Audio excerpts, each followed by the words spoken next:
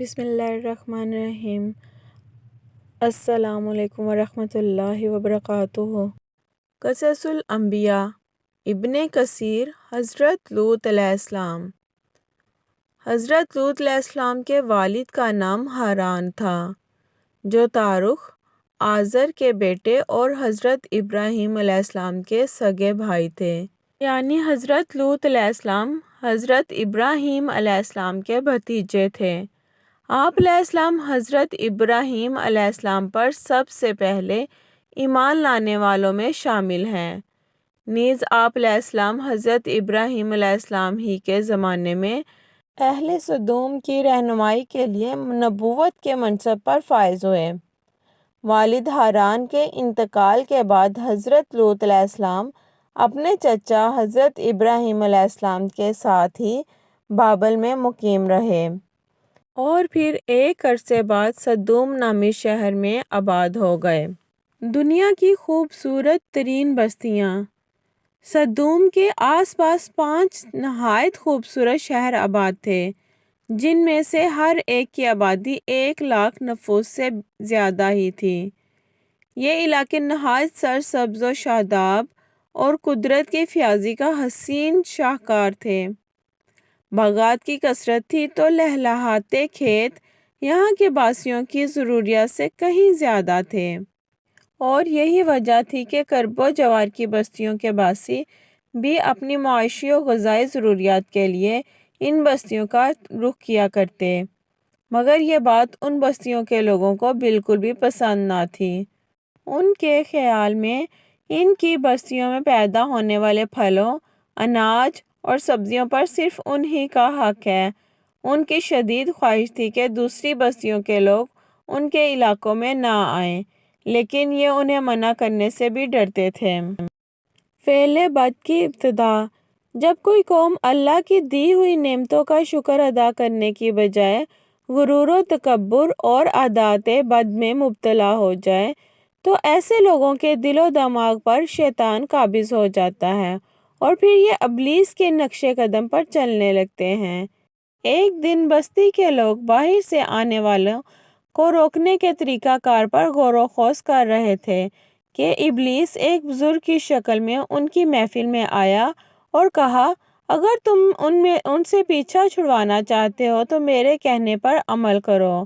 اجنبی بزرگ کی یہ بات سب نے نہایت توجہ سے سنی اور طریقہ بتانے پر اصرار کیا۔ ابلیس نے کہا کہ کل بتاؤں گا۔ دوسرے دن وہ ایک خوبصورت نوعمر لڑکے کے بھیس میں آیا اور انہیں اپنی عورتوں کی بجائے مردوں کے ساتھ فعل بد کرنا سکھایا۔ اس طرح ابلیس کے کہنے پر اس بدکاری کے موجد یعنی ملعون لوگ تھے، انہوں نے شیطان کی ایما پر ایک ایسا گناہ ایجاد کیا جس کا اولاد آدم علیہ السلام میں اس سے پہلے کسی کو خیال تک نہیں آیا تھا۔ یہی وہ وقت تھا کہ جب اللہ تعالیٰ نے حضرت لوط علیہ السلام کو نبی بنا کر اس قوم کی اصلاح کے لیے بھیجا۔ حضرت لوط علیہ السلام نے ان کی توحید کی دعوت دی اور بیہودہ حرکات سے منع فرمایا۔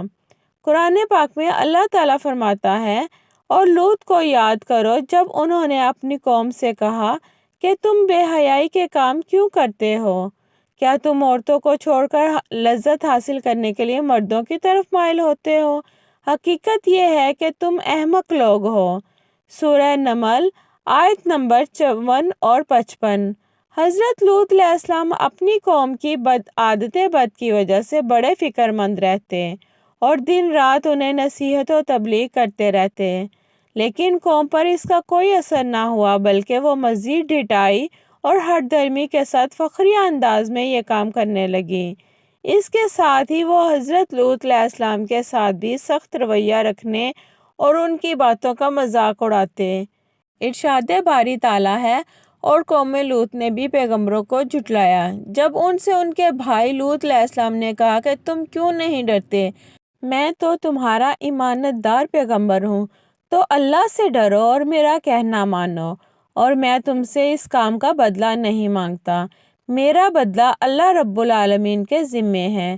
کیا تم اہل عالم میں سے لڑکوں پر مائل ہوتے ہو اور تمہارے پروردگار نے جو تمہارے لیے تمہاری بیویاں پیدا کی ہیں ان کو چھوڑ دیتے ہو؟ حقیقت یہ ہے کہ تم حد سے نکل جانے والے ہو۔ سورہ الشعراء آیت نمبر 160 سے 166۔ انہیں حضرت لوط علیہ السلام کا سمجھانا برا لگتا تھا، چنانچہ انہوں نے صاف صاف کہہ دیا کہ اگر تم ہمیں اسی طرح برا کہتے رہے اور ہمارے کاموں میں مداخلت کرتے رہے تو ہم تم کو اپنے شہر سے نکال دیں گے۔ قرآن پاک میں ہے، وہ کہنے لگے، اے لوط علیہ السلام، اگر تم باز نہ آؤگے تو ہم تم کو شہر بدر کر دیں گے۔ سورہ الشعراء آیت نمبر 167۔ عذاب الہی کا مطالبہ۔ حضرت لوط علیہ السلام مایوس ہونے کی بجائے قوم کو راہ راست پر لانے کی جد و جہد میں مصروف رہے، لیکن وہاں تو کیفیت یہ تھی کہ مرض بڑھتا گیا جوں جوں دوا کی، یعنی جتنا حضرت لوط علیہ السلام انہیں اللہ کے عذاب سے ڈراتے وہ اتنا ہی ان کا تمسخر اڑاتے، اور پھر ایک دن انہوں نے خود ہی عذاب الہی کا مطالبہ کر دیا۔ اللہ تعالیٰ نے انہیں اب تک دردناک عذاب سے محفوظ رکھا تھا، اور بدترین فحاشی اور بدکاری کے باوجود انہیں ڈھیل دی جا رہی تھی، لیکن اب انہوں نے خود ہی عذاب کی فرمائش کر دی اور بولے، اے لوط علیہ السلام، اگر تم سچے ہو تو ہم پر عذاب لے آؤ۔ سورہ العنکبوت آیت نمبر 29۔ قوم کے اس مطالبے کے بعد حضرت لوط علیہ السلام کو یقین ہو گیا کہ اللہ تعالیٰ نے ان کے دلوں پر مہر ثبت کر دی ہے اور اب راہ راست پر آنے والے نہیں، لہٰذا انہوں نے نہایت بے بسی کے عالم میں اللہ عز و جل کے سامنے ہاتھ پھیلا دیے اور دعا کی، اے میرے پروردگار، ان مفسد لوگوں کے مقابلے میں میری نصرت فرما۔ سورہ العنکبوت آیت نمبر 30۔ حضرت ابراہیم علیہ السلام کے گھر فرشتوں کی آمد۔ اللہ تعالیٰ نے اپنے نبی علیہ السلام کی دعا قبول فرمائی اور اپنے خاص فرشتوں کو دنیا کی طرف روانہ کر دیا۔ یہ فرشتے پہلے حضرت ابراہیم علیہ السلام کے پاس انسانی شکل میں تشریف لائے۔ اللہ تعالیٰ نے سورۃ الذاریات میں اس واقعے کو بیان فرمایا ہے۔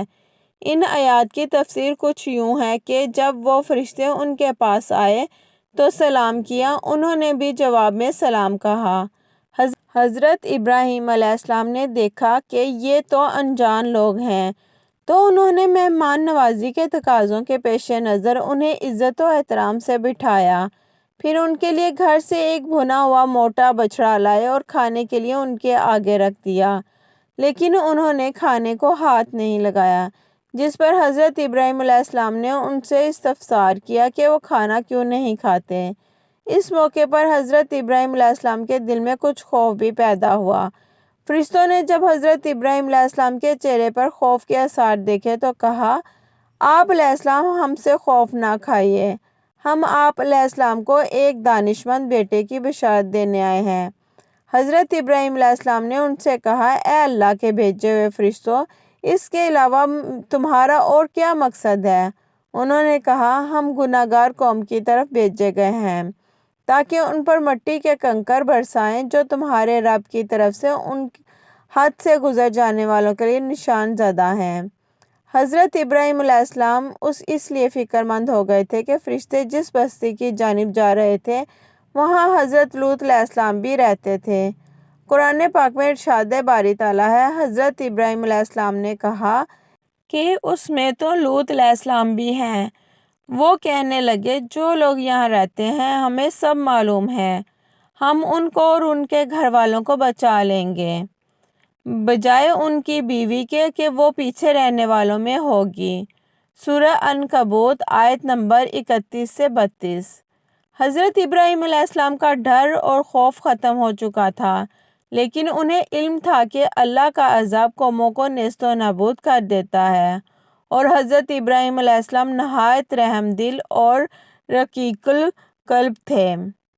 چنانچہ انہوں نے فرشتوں سے قوم لوط علیہ السلام کے بارے میں پھر استفسار کیا، جسے اللہ تعالیٰ نے یوں بیان فرمایا، جب ابراہیم علیہ السلام کا خوف ڈر جاتا رہا اور انہیں خوشخبری بھی مل گئی تو وہ قوم لوط علیہ السلام کے بارے میں بحث کرنے لگے۔